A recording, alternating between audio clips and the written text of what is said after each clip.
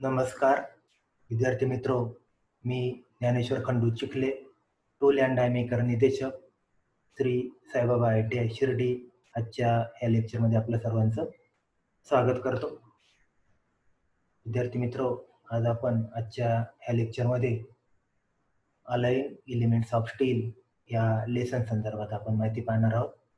Align elements of steel, तर या संदर्भात आपण इंट्रोडक्शन प्रस्तावना आपण या संदर्भातली आपण पाहणार आहोत. त्याच्यामध्ये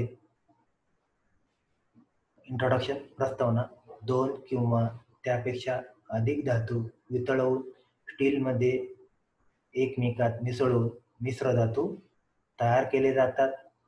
लोहयुक्त धातू आणि मिश्र धातू यांच्यात लोखंड हा मुख्य घटक असतो. मिश्र पोलादाच्या गुणधर्मातील बदल हा मिश्र धातूच्या समावेशाचे प्रमाण व त्याचा प्रकार यावर अवलंबून असते. तर मिश्र पोलाद बनवण्यासाठी खालील धातूचा सर्वसाधारण उपयोग हा त्यामध्ये करतात. तर अशा प्रकारे ही अलाइन एलिमेंट संदर्भातली इंट्रोडक्शन प्रस्तावना आपण पाहिली. तर अलाइन एलिमेंट्स ऑफ स्टील मध्ये आपण वेगवेगळ्या अलाइन एलिमेंट संदर्भात माहिती पाहणार आहोत. त्याच्यामध्ये पहिला अलाइन एलिमेंट आहे निकेल संदर्भात माहिती पाहूया.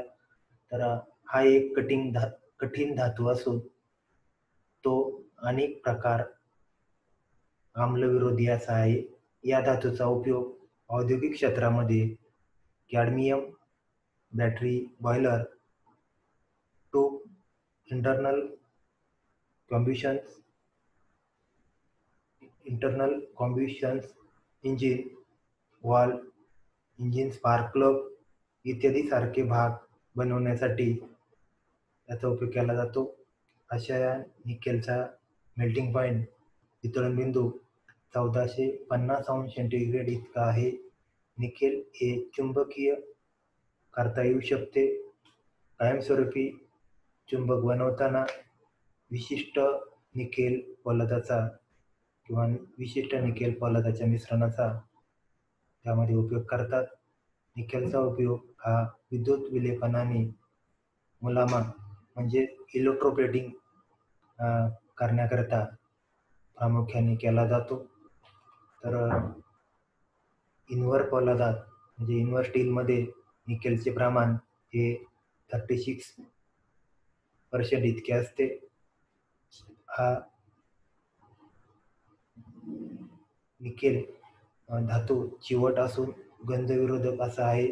सूक्ष्ममापक साधने ही इन्व्हर स्टील पासून बनवतात. सर्व मेजरिंग इन्स्ट्रुमेंट ही इन्व्हर स्टील म्हणजेच निकेल क्रोमियम स्टील या मटेरियल पासून बनवतात, कारण त्याची प्रसरणशीलता फारच कमी असते. उपलब्ध निकेल पोलादाच्या मिश्रणात 2% ते 50% पर्यंत निकेलचा समावेश असतो. तर अशा प्रकारे या निकेल अलाइन एलिमेंट संदर्भात आपण ही माहिती पाहिली. त्यानंतर अलाइन एलिमेंट्स आपण पाहणार आहोत. पुढचं क्रोमियम. ज्यावेळेस पोलादात क्रोमियम मिसळतात त्यावेळेस पोलादाच्या गंजविरोधक, जोडपणा आणि कठीणपणाच्या सामर्थ्यात सुधारणा होते. क्रोमियम मिश्र पोलादामध्ये 30% पर्यंत क्रोमियमचे प्रमाण असते.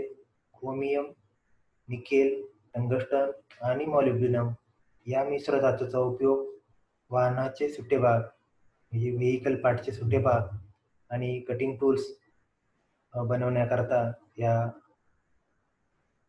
क्रोमियमचा उपयोग करतात. आपण पाहतो 18% टंगस्टन, 4% क्रोमियम, 1% व्हॅनेडियम HHS टुलामध्ये हे प्रमाण असते. तर क्रोमियमचा उपयोग विद्युत विलेपनासाठी म्हणजेच इलेक्ट्रोप्लेटिंगसाठी होतो. आपण म्हणतो त्याला क्रोम प्लेटिंग. तर सिलेंडरमध्ये, नायलरमध्ये झीज विरहित गुणधर्म निर्माण होण्यासाठी आतील बाजूस क्रोमियमचा मुलामा देतात. स्टेनलेस स्टीलमध्ये 13% क्रोमियम असते. तर क्रोमियम निकेल स्टीलचा उपयोग हा बेरिंगसाठी होतो. क्रोमियम व्हॅनेडियम पोलादाचा उपयोग टूल्स बनवण्यासाठी होतो. तर अशा प्रकारे ही क्रोमियम एलिमेंट या संदर्भातली माहिती आपण पाहिली. त्याच्यानंतर मॅंगेनीज अलाइंग एलिमेंट्स. तर मॅंगेनीज लोखंडात मॅंगेनीज मिसळल्याने लोखंडाचा कठीणपणा आणि ताणशक्ती यामध्ये वाढ होते आणि पोलादाचा म्हणजेच लोखंडाचा थंड होण्याचा दर हा कमी होतो. मॅंगेनीज पोलादाचा उपयोग हा झीजविरोधक होण्यासाठी व बाहेरील पृष्ठभाग कठीण व त्याचबरोबर आतील भाग चिवट राहावा म्हणून केला जातो. मॅंगेनीज पोलादात 14% मॅंगेनीजचे प्रमाण असून त्याचा उपयोग शेती कामासाठी लागणारे नांगर म्हणजे अवजारे आणि त्याची पाती यासारखी उपकरणे बनवण्यासाठी या मॅंगेनीजचा उपयोग करतात. तर अशा प्रकारे या मॅंगेनीज अलाइंग एलिमेंट संदर्भातली माहिती आपण पाहिली. त्यानंतर पुढचा अलाइंग एलिमेंट आहे सिलिकॉन. तर सिलिकॉन संदर्भात माहिती पाहत असताना पोलादाच्या उच्च तापमानाला प्राणवायूशी संयोग होण्याच्या विरोधात सुधारणा व्हावी याकरिता पोलादात सिलिकॉन मिसळतात. त्यामुळे स्थितिस्थापकत्व आणि गंजविरोधी शक्तीत सुधारणा होते. सिलिकॉन मिश्र धातूचा उपयोग स्प्रिंग बनवण्यासाठी होतो आणि या प्रकारचे स्टील गंजविरोधक अशा प्रकारचे असतात.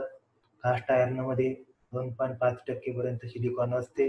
त्यांच्या मदतीने कास्ट आयर्नमध्ये मुक्त ग्राफाईट तयार होतो की ज्यामुळे कास्ट आयर्नवर मशीनिंग करता क्रिया करणे कास्ट आयर्नवर मशीनिंग क्रिया करणे सुलभ आणि सोपे होते.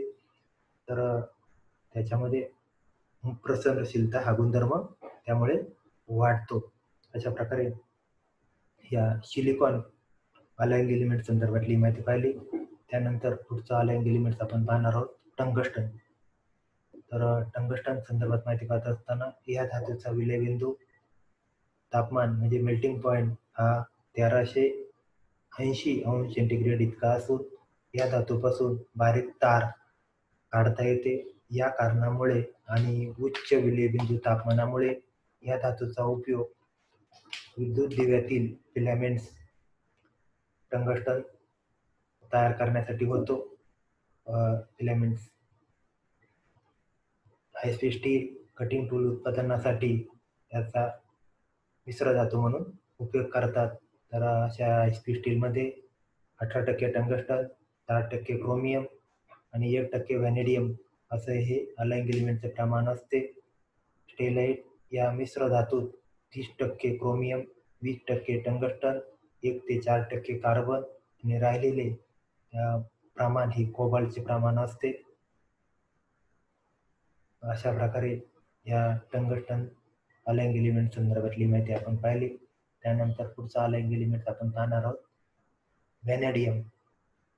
तर व्हॅनेडियम हे पोलादाचा चिवटपणा वाढविते. याचा उपयोग गिअर टूल्स इत्यादी बनवण्यासाठी होतो. टूल स्टीलमध्ये व्हॅनेडियमची आंतररचना सूक्ष्म कणांमध्ये ठेवण्यास मदत होते. क्रोम व्हॅनेडियम पोलादामध्ये 0.5% ते 1.5%, क्रोमियम 0.15% ते 0.30% पर्यंत, व्हॅनेडियम 0.13 ते 1.10% कार्बनचा त्यामध्ये समावेश असतो. या धातूची ताणशक्ती, स्थितिस्थापकत्व आणि तंतुबोधशीलता जास्त असते. या धातूचा उपयोग स्प्रिंग्स, गिअर, शाफ्ट आणि ड्रॉप फोर्जिंगचे भाग बनवण्यासाठी या व्हॅनेडियमचा उपयोग होतो. व्हॅनेडियम हायस्पीड स्टीलमध्ये 0.70% कार्बन आणि 10% व्हॅनेडियमचा समावेश असतो. अशा व्हॅनेडियमचा उपयोग समावेश हा सर्वोत्तम हायस्पीड स्टील बनवण्यासाठी केला जातो. अशा प्रकारे ही व्हॅनेडियम संदर्भातली माहिती आपण पाहिली. त्यानंतर पुढचा अलाइंग एलिमेंट आहे कोबाल्ट. तर कोबाल्टचा विलयबिंदू म्हणजे मेल्टिंग पॉइंट हा 1495 अंश सेंटीग्रेड इतका असून उच्च तापमानाला चुंबकीय गुणधर्म आणि झीज विरोधी गुणधर्म याच्यामध्ये असतात. कोबाल्टचा उपयोग चुंबक, बॉल बेरिंग, कटिंग टूल्स इत्यादी बनवण्यासाठी होतो. कोबाल्ट हायस्पीड स्टीललाच काही वेळेस सुपर HSS म्हणजे सुपर हाय स्पीड स्टील असे म्हणतात. यामध्ये 5 ते 8% कोबाल्टचा समावेश असतो. यामध्ये 18% टंगस्टन, एच-एस-एस चांगल्या प्रकारे कठीणपणा व झीज-विरोधक गुणधर्म या कोबाल्टमध्ये असतात. अशा प्रकारे या कोबाल्ट अलाइंग एलिमेंट संदर्भातली माहिती पाहिली. पुढचा अलाइंग एलिमेंट आपण पाहणार आहोत मॉलिब्डेनम. तर मॉलिब्डेनमचा विलयबिंदू, वितळण बिंदू तापमान 2620 अंश सेंटीग्रेड इतका असतो. जेव्हा या धातूला म्हणजे मॉलिब्डेनम धातूला उष्णता दिली तर तो नरम होण्यास विरोध करतो. मॉलिब्डेनम हाय स्पीड स्टीलमध्ये 60% मॉलिब्डेनम, 6% टंगस्टन, 4% क्रोमियम आणि 2% व्हॅनेडियमचा उपयोग केलेला असतो. हे हाय स्पीड स्टील फारच चिवट व कटिंग क्षमता जास्त असलेले असते. अशा प्रकारे या मॉलिब्डेनम या अलाइंग एलिमेंट संदर्भातली माहिती पाहिली. त्यानंतर पुढचा अलाइंग एलिमेंट कॅडमियम. कॅडमियमचा वितळण बिंदू, विलयबिंदू 320 अंश सेंटीग्रेड इतका असतो. याचा उपयोग पोलादी वस्तूवर कोटिंग करण्यासाठी करतात. तर अशा प्रकारे आजच्या ह्या लेसनमध्ये आपण विविध प्रकारचे अलाइंग एलिमेंट संदर्भातली माहिती पाहिली. त्यामध्ये आपण प्रामुख्याने nickel, chromium, manganese, silicon, tungsten, vanadium, cobalt, molybdenum, cadmium इत्यादी संदर्भातली माहिती पाहिली. विद्यार्थी मित्र, आजचा हा व्हिडिओ पाहिल्याबद्दल आपले मनःपूर्वक धन्यवाद.